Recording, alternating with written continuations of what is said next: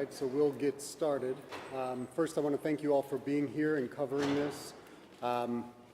We had a pretty devastating fire at the Cedar Lee Meadowbrook project over the weekend, and so we just wanted to provide a bit of an opportunity to give some information about that fire, about the development, and offer an opportunity for any questions that we hopefully we'll be able to answer. It is early yet in this process, so there may be questions to which we do not have answers yet, but we're going to do our best.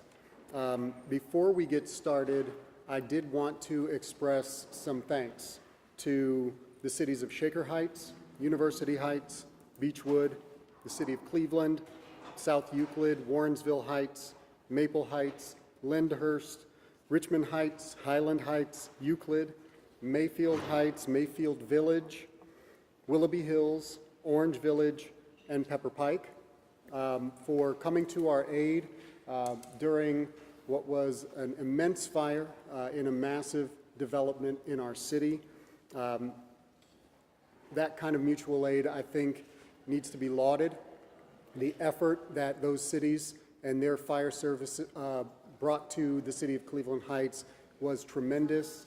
And we appreciate that here in the city. Both, I speak for residents and staff alike, that we have a great deal of gratitude to the help that was provided. I'd also like to thank a couple other agencies and organizations that provided support, including Cuyahoga County Emergency Management, the Cuyahoga County Fire Chiefs Association, providing the Cuyahoga County Fire Mobile Command Vehicle, the American Red Cross, who came when called, the Hillcrest Heights Regional Fire Investigation Unit. And I'd like to take a moment as well, specifically to call out a couple people who provided support. So Lyndhurst Fire Chief Carroll, who brought over the Fire Mobile Command Vehicle with assistance and managed that process in support of this effort. I'd like to thank Battalion Chief Keene, Pat Keene, as well, specifically.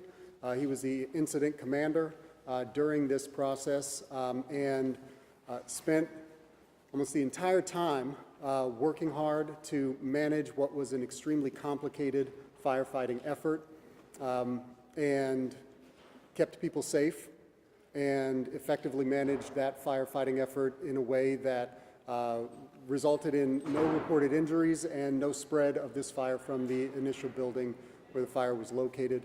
So I want to thank B.C. Keene for his work on this process as well.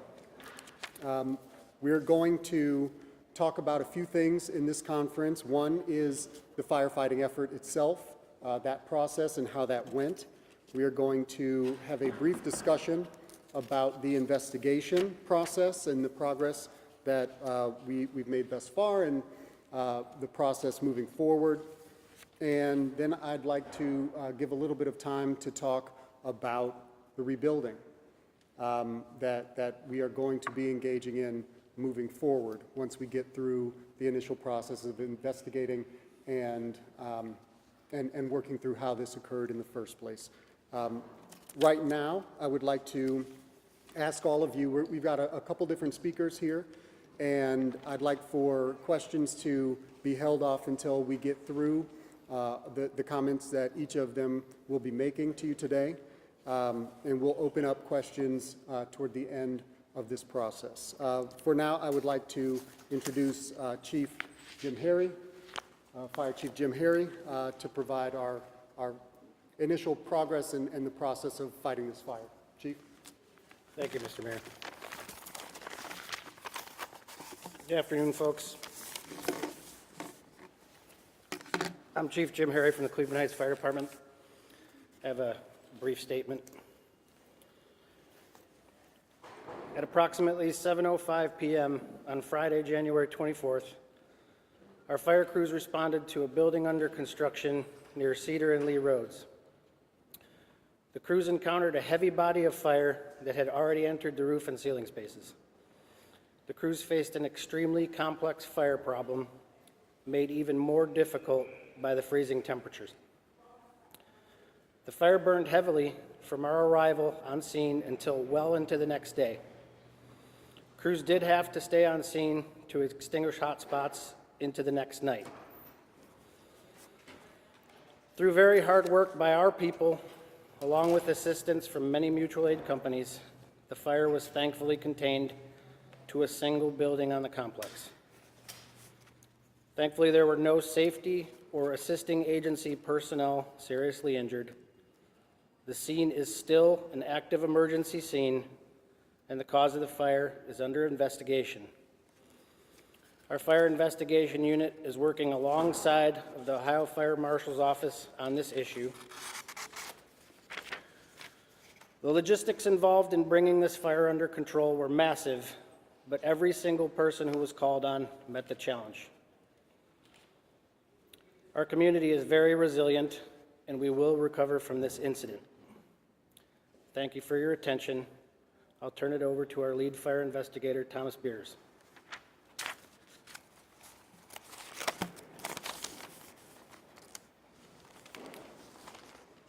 Good afternoon. Do you need to adjust your cameras? Just spell your name, please. I was just going to, it's Thomas, Thomas. Last name is Beers, Beers, just like a six-pack on the weekend. I have been assigned as the primary investigator on this fire. However, behind me is a contingent of highly skilled, educated, trained professionals, both from the Fire Investigation Unit, which is a task force comprised of investigators from the fire department as well as the police department. Additionally, we've called on resource from the Hillcrest Heights Regional Fire Investigation Unit. And as of yesterday, we've brought in our team members and partners from the State Fire Marshal's Office as well as the Bureau of Alcohol, Tobacco, and Firearms. As far as the investigation process right now, as you can imagine, being an extremely large building. However, regardless of the size of the building itself, we just had this discussion whether it's a garage that catches on fire or a residential structure in any community here in the United States or specifically in our community.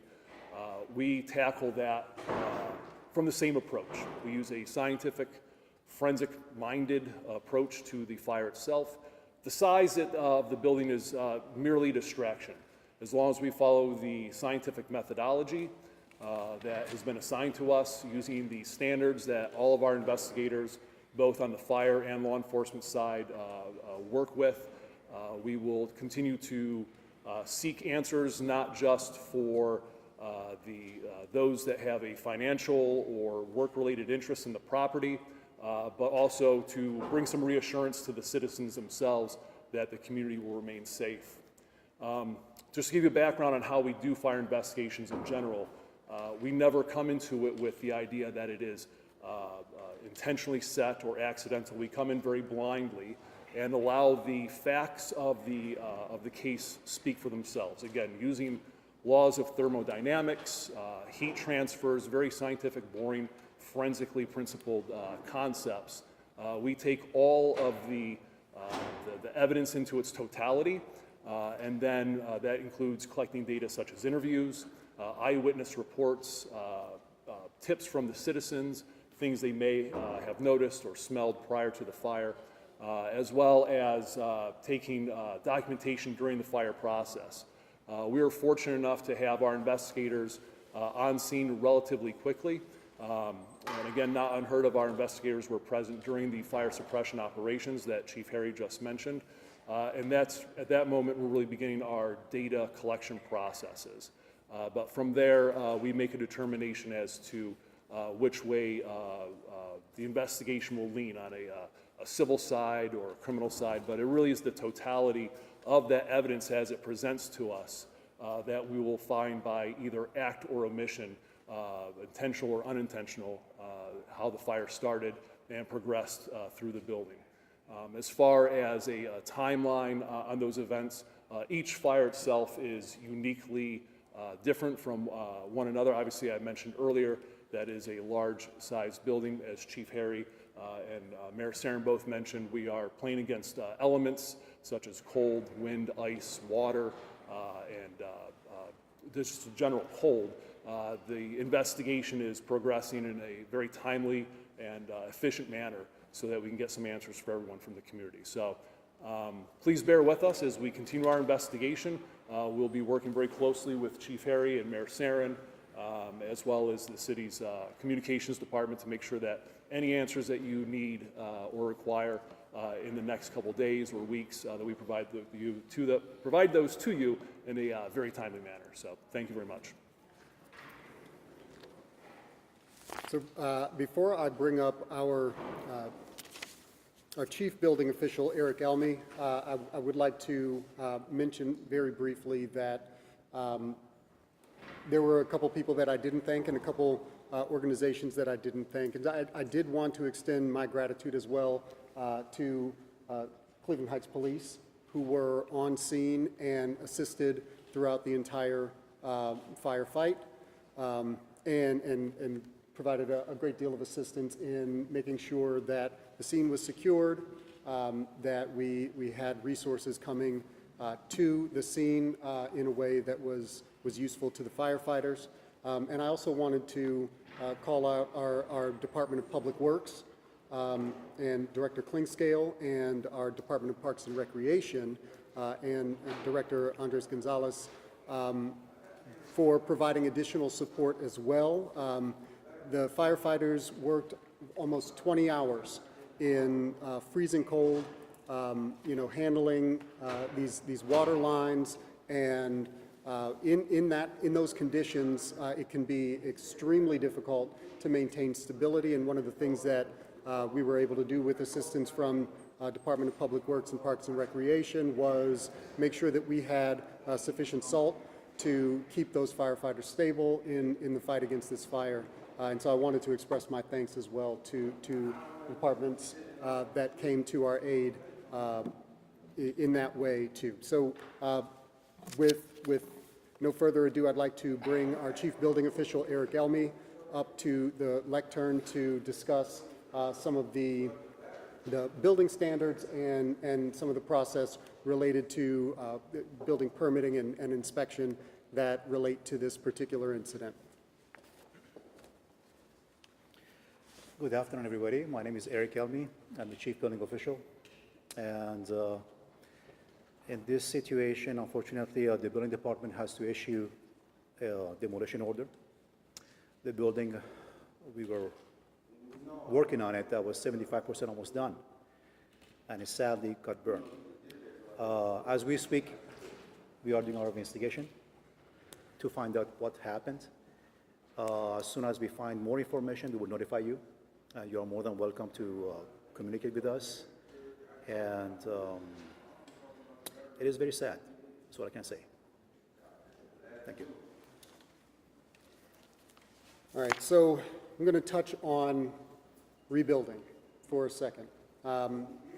As you've heard, we have to go through a process. We need to investigate what caused this fire. We have to, in order to do that, we have to ensure that the site is safe enough for the investigation to continue. That may take a little bit of time as we bring in a structural engineer to ensure that we can go into the property. This is compounded by the fact that this is encased in ice at this point.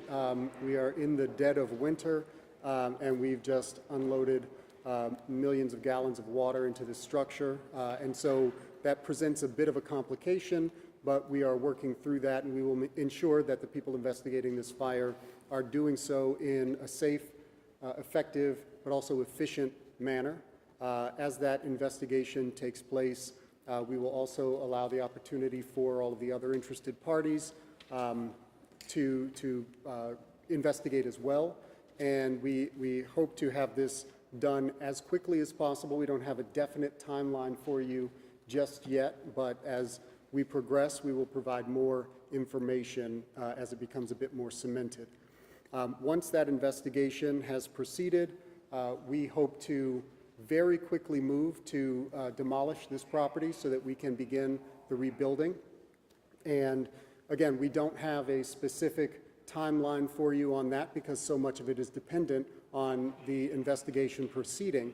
However, I can state with absolute certainty that the city of Cleveland Heights is dedicated to rebuilding and dedicated to no unnecessary delay in the progress of that rebuild.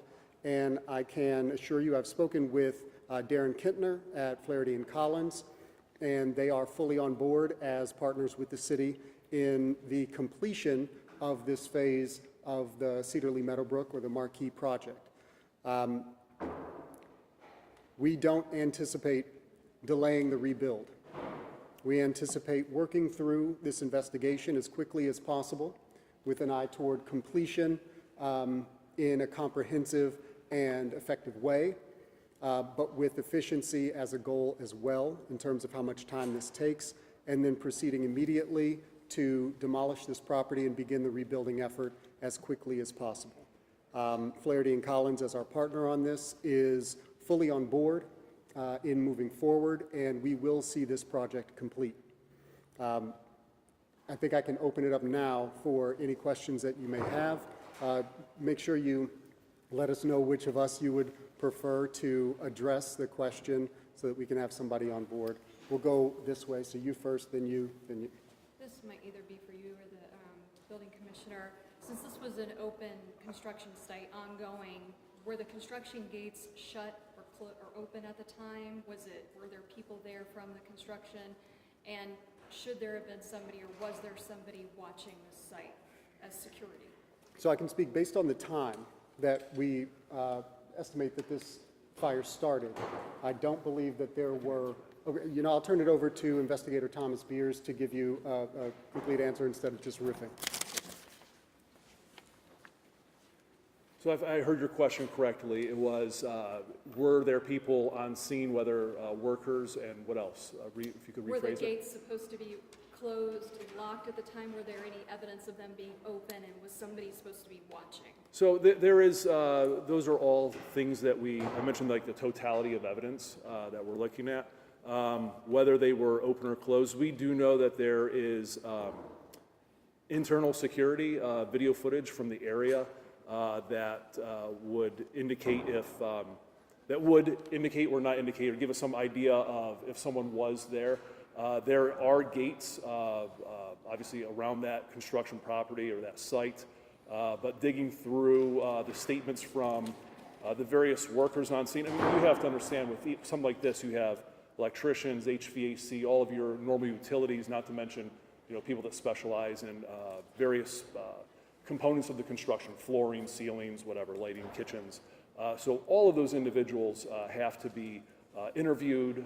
Then our investigative team collaborates with each other at night to go over those notes. So to re-answer your question, I don't have a definitive answer as to whether gates or security questions or being insecure at that time, what the status was. But that is one of the things that we obviously look at. Does that answer your question? Okay. How much is the estimated rebuild going to cost, and where is that money going to come from? All right, that's a great question, and that's going to be another one of those questions that we're going to have to sort out. In a general way, we can speak to the fact of, you know, insurance, allowing for some of the mitigation of the cost of rebuild. But that's a conversation that the city will have to have with Flaherty and Collins about what moves forward and how in terms of the funding. Our anticipation is that given Flaherty and Collins' dedication to completion on this project, this will not be a difficult conversation to have. It just may take some time to sort out exactly how that works. And this, may be a conversation that we have to have ongoing because of different contractors having different levels of insurance and sorting out what the investigation, what the evidence points to in terms of the cause of this may have an impact on how any rebuild gets paid for. And so we can't answer that question, but it's a complicated question to answer, and part of that answer will come from the investigation, what the evidence points to in terms of the cause of the fire. The total project was approximately a $66 million investment. Obviously, this portion of the project was not the complete project. It was a relatively large section of the project, so we anticipate that the cost will be relatively expensive, but we don't believe that it's out of reach to move forward and correct this, this issue and get over this hurdle toward completion of the full project. I know that right now, an investigation has to be completed before you can definitively answer this, but are there any primary indicators to determine if this was intentionally set, how the fire started, where it started, if accelerant was used, anything like that? I'll give it back to Investigator Beers for any information that might be used. At this time, we're not disclosing which way that we are leaning towards. Again, I think I talked a little bit about using a scientific methodology. By automatically thinking about intentional or unintentional just creates a confirmation bias. You know, we may end up looking at evidence a little bit differently. So we have to come in and look at it with just each individual piece as a data set, and then weigh those against other piece of data set or other piece of data. So we are not looking at it as, I'm not going to comment as to whether or not we are or are not looking at it as intentionally set or accidental either way, and just not going to do that. Just as an additional piece there, I do want to reassure everybody that we're not going to leave this press conference and go silent on you. As this progresses, we will be providing more information about our progress on the investigation, our progress on sort of costing out and moving forward with a rebuild and making sure that this project sees completion. We will not, go into our bunkers and not provide information as it comes up. We are interested in making sure that the public is fully informed about this progress as soon as we have information that we can provide. But I do want to reiterate the importance of coming to this with no biases, coming to this with no expectation of a particular result. That's how we tend to deal with investigations generally, and in this case, we've got some specific scientific ways to take the evidence into account as a holistic picture. So, where somebody might go in and say, well, based on this one piece of evidence, this sort of points toward this direction, but we need to take a look at that one piece of evidence in the context of every other piece of evidence before we can make that kind of conclusion or even preliminary conclusion. Mr. Beard, if I may. Yes, sir. You spoke of forensics. What do your forensics tell you about where this started? It's a huge structure. It is a huge structure. So our investigators are origin and cause investigators. Again, I'm not going to give any indication right now as to where where the origin of the fire was. I think we have a good handle on that, and we're making progress. As everyone's indicated so far, access to the building is an issue. It's pretty much an ice castle right now, and the overall safety of our investigation team and investigative partners on scene, we want to make sure that we approach this in a methodical process. And so I'm not going to disclose what our current working hypotheses are on the origin or on the causation at this time. May I ask why? I want to say that it's as the mayor indicated, it is tens of millions of dollars associated with this project. If it were to be to go either way, we've already taken statements from individuals, and I would not want to have anyone watching this press conference to make any insinuations based upon any of the statements I made and maybe alter what they've told us already, if that makes any sense. I understand what you're saying, but I still don't understand as to why you're not disclosing what you know. The facts are the facts that aren't going to change, okay, that much. So, I mean, you want to make sure that there's full disclosure. We'd appreciate full disclosure. It's an open investigation, sir. Yeah, you got it. Please. Okay. Sorry. This is an open investigation. We can't disclose. They're going to go through the process. We have a process that we go through for every fire. Every fire in Cleveland Heights gets investigated, and they're just not going to deviate from the process. Okay. Well, I do want to address, we do have to weigh sort of our dedication to transparency and providing information that may unintentionally corrupt later pieces of the investigation. So we are still in the process of interviewing people. We are still in the process of taking a look at the physical evidence. And in the absence of having a great deal more evidence than we have right now, what we don't want to do is provide any public statements that may skew, even unintentionally or unconsciously, any testimony or interview responses that may come later. So if we provide information, for instance, that we think right now, based on all available evidence, X is the case, we don't want somebody who is watching this right now, who may come in for an interview sometime this week, to hear that and have that influence the context within which they would be providing us information. We don't want people to hear information that we're providing today and have that make certain pieces of information less likely for them to think of when they're talking with us. We don't want to skew anybody's intention or anybody's expectations of this process, so that we can get the full picture from everybody that we talk to, and so that anybody who is working on this case continues to work on it with an open mind, because we really do want to go exactly where the evidence leads and not fall into the trap that people generally can fall into, even by mistake, in pursuing a particular course of investigation because of something that was said or thought early on. We have to keep an open mind if we're going to get to the correct answer. I appreciate your comments. Sure. Mr. Mayor, just regarding the fire, so the eastern side of the building, the closest fire truck that could get there was sitting on the Wendy's parking lot. You're saying you want to rebuild as fast as possible? Are you going to rebuild the building the same way, or are you going to be looking at the fire plans to make sure that what was done is actually fire safe? Because obviously what happened here is not usual.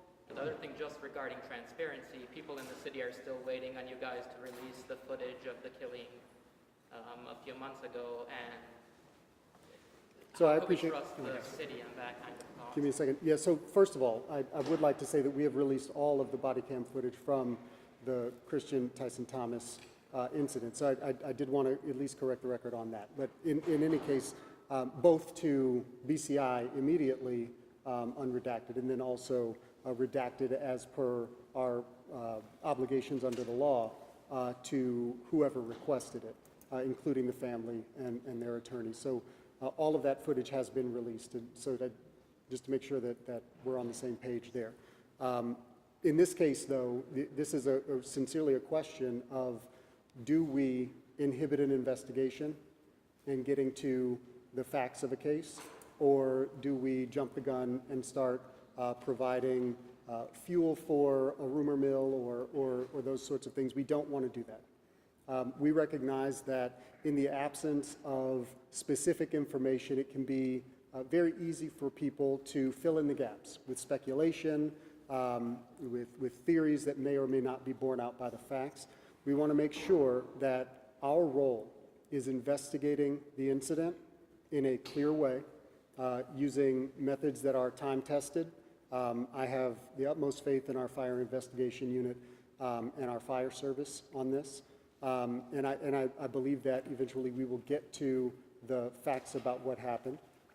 In the interim, we don't want to skew any investigation responses. We don't want to even skew our own approach to investigating this fire through the, I would say, premature release of something that may or may not point in a particular direction when seen on its own, but not when seen in the holistic context of the fire investigation. So that's why we're being a little bit cautious about this.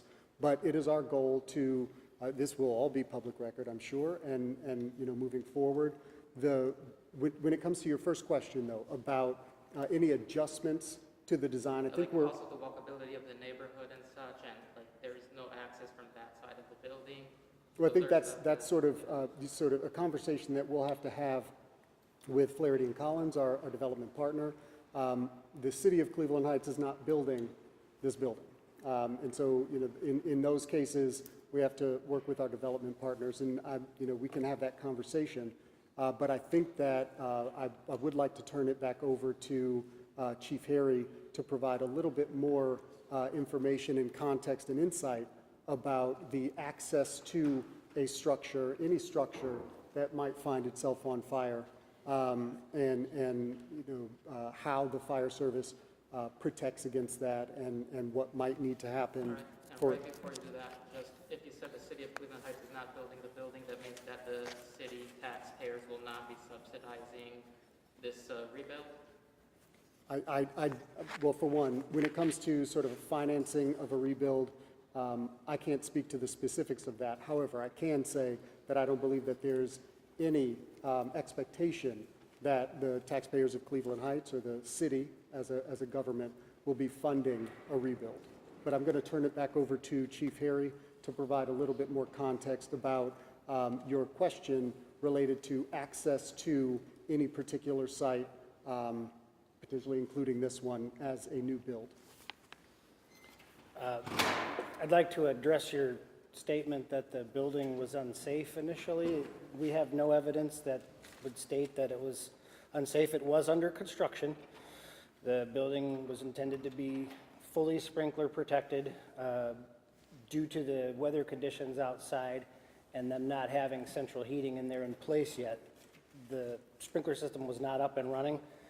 That contributes to the safety problem that we were met with when they arrived on scene.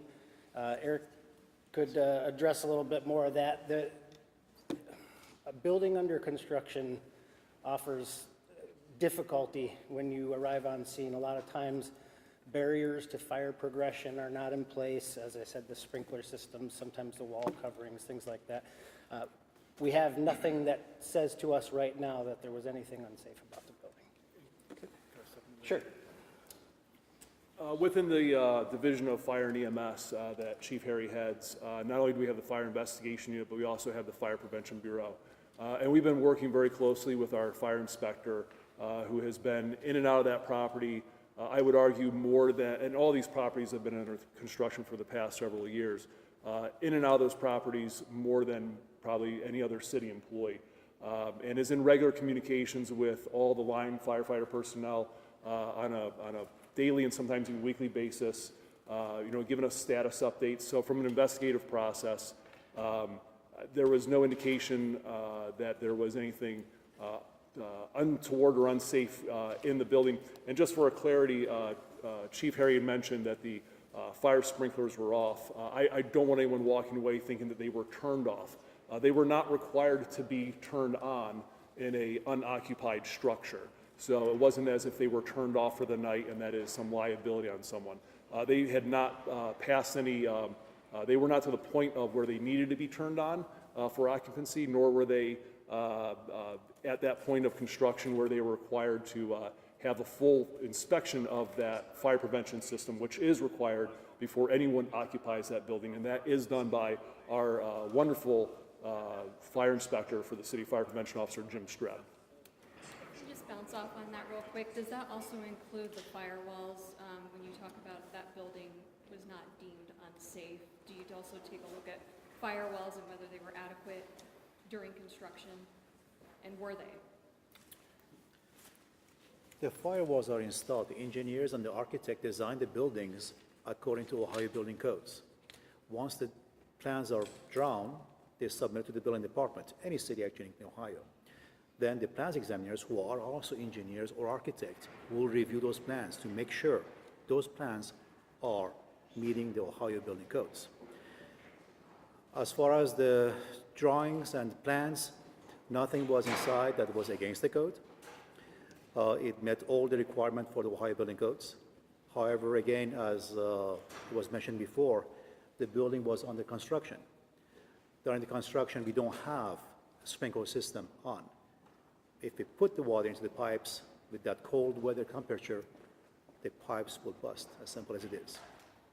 So it is unfortunate, again, 75% of the building was done, and then we found ourselves with the burned building. I was it myself with many other staff here on Friday night, and again on Saturday and Sunday we were talking with the fire inspectors, fire investigators, everybody that we'll do the investigation, of course, in this scenario.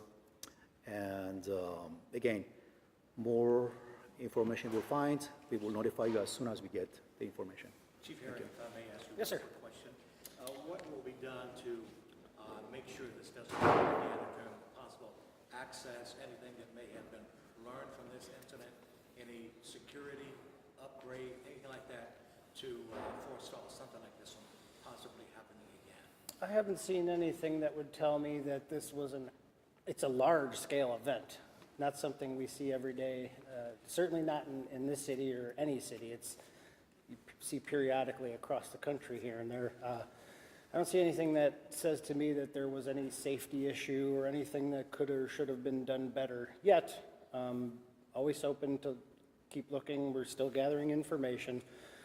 As far as the safety of the property now, it is still, like I said, an active emergency scene. We're waiting, we're in a holding pattern for the structural engineers. They're going to decide how we go forward, where the barriers are going to be, and, pertaining to the walkability of the area and traffic patterns.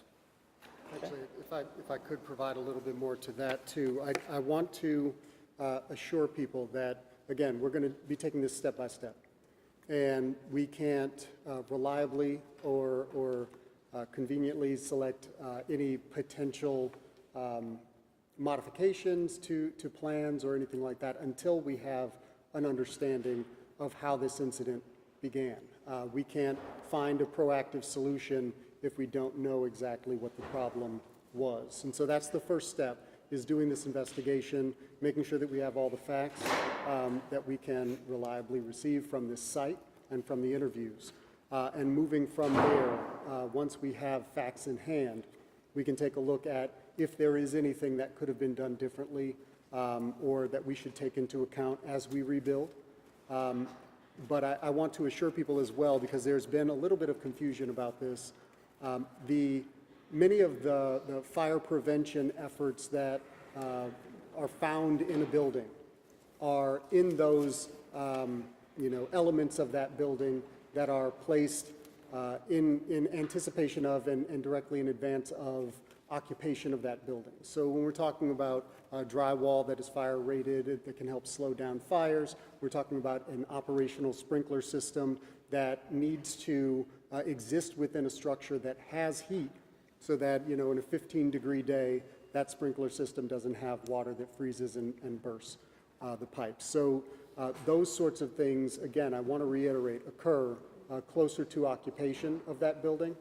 And so I want to make sure, the other phase of this project is, people are moving in right now. And I want to assure people of the safety of that. We've inspected that building. We have taken a look at the safety of that building already. And so I want to assure people that this is a particular incident that was able to occur because of its particular status in construction. And so I want to make sure that people recognize the difference between that occupied building and this building under construction. And then as we continue to gather evidence and the investigation continues to bring people in for interviews, that will inform what our next steps are. But again, I'd like to reiterate that we are fully dedicated to rebuilding with, not with haste, but with speed, with efficiency. And so we know that we have to get through this process as quickly as possible without sacrificing the quality of the investigation, so that we can move on to demolishing the property and move on to rebuilding the project. Mayor, Brian, but at the time of the development agreement, Flaherty and Collins, one thing that set them apart was it a guarantee of completion? I mean, were they on the hook for completion of this project? And how does this affect it? So the first thing I'd like to say, and I spoke with Darren Kintner at Flaherty and Collins earlier today, and we are both, as partners, fully on board with ensuring completion of this project. They have committed to completing this project, and we fully anticipate that they will do so. And so I don't think that will be a question, contractual or otherwise. We've been assured, and I think I'm looking forward to that next step, but I know that we've got to get through these steps first before we get there. Has city architecture been contacted yet? So I've had some conversation with Mr. Pesta at City Architecture, not necessarily substantive conversation yet, but we will get there. I heard from some neighbors around there that this was the building, you have retail on the one that's people are moving into now. This was the building that had, I believe, had more amenities. So based on the plans of this project, the building that is further south and has frontage on Lee Road is the building that contained on the first floor retail with residential above. The building that was on the Cedar side contained more residential units and amenities supporting the project and was the larger of the two buildings. So it speaks to the sort of the differences between those two aspects of the project. And at 75%, how far along were they on dealing? There was a pool, but it was outdoors, wasn't it? Yeah, there was an outdoor pool in the plans. The And that smaller wasn't building, started. the smaller building that you finished in time in January. The smaller building, the smaller project, the south side is being accomplished entirely. And people are already Correct. starting. So unfortunately, this building on the Cedar side. You can come up. As I was explaining, the smaller building on the south side was done at the beginning of the January. Unfortunately, the building on the Cedar side, which was 75% done, we were so looking forward to it, but it didn't happen. So. Did that have the spa in it? And do you have the breakdown on the number of units in the one that was still under construction? Which one? The city. building that burned, how many units were in that? I can give you later on the number of exactly the. Mr. Mayor, thank you for your access. We all have deadlines we need to get to. Mayor, Thank you. I have a quick question. Can questions, you okay. confirm there were ICE raids in the Cleveland Heights area, specifically at the Cilantro and Coventry? Were you made aware ahead of time by ICE, and what was the outcome? So, first, we've received unofficial, informal reports from residents that there was some sort of operation where people were taken into custody by federal agencies at Cilantro Taqueria on Euclid Heights Boulevard in the Coventry Business District. We do not have specifics. I can say that we were not informed ahead of time of this operation. We were not provided information by the federal government either prior to or subsequent to this taking place. We are still working to get confirmation of exactly what happened. We have reached out to the federal government, Homeland Security, and we have been told that we are not going to receive information about this incident from them. So right now, we are still seeking more information about that incident, but no, we were not involved, we were not informed, and at this point, we don't have concrete information about what occurred. Thank you. Have you talked to business owners that were involved with that raid? So we're reaching out, but we haven't, I think at this point, received information back from the business owners in that location. We would like to get some more information so that we can have a clear understanding about what occurred and why. And we are working through potentially other channels, whether it's Freedom of Information, to try to get information from the federal government as well.